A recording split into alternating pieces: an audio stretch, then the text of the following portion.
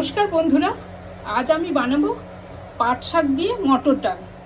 নিয়ে নিচ্ছি পাট শাক, মটর ডাল, আদা বাটা, ফোড়নের জন্য শুকনো লঙ্কা, তেজপাতা, জিরে, হলুদ, জিরে গুঁড়ো, রোস্টেড জিরে গুঁড়ো, তেল, চিনি। প্রথমে পাট শাকগুলোর এই শীটটা কেটে বাদ দিয়ে দেবো।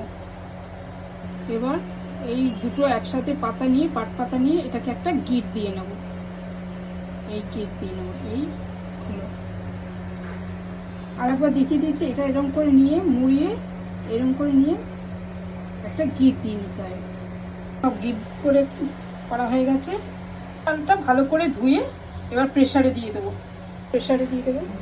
তবে মটর ডালটাকে দুটো সিটি মেরে রেখে দেবো। বসিয়ে দিয়েছি, এবার তেল দিয়ে দেবো কড়াইতে। গরম হয়ে গেছে, এবার জিরে, তেজপাতা, শুকনো লঙ্কা, ফোড়নটা দিয়ে দেবো।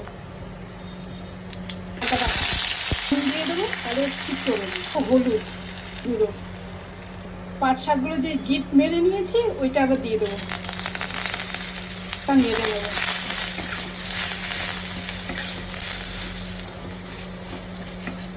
কাঁচা গন্ধটা চলে যাবে। দুটো সিটি দিয়ে নিয়েছি। ও মটরটা চিনি এবার একটু ঢেকে দেবো। রোস্টেড পাউডার দিয়ে আমি নামিয়ে নেব। নামানো হয়ে গেছে। এটা আপনারাও একবার করে দেখবেন, দারুণ খেতে হয়। এবার আমি গরম গরম পরিবেশন করব। নমস্কার বন্ধুরা।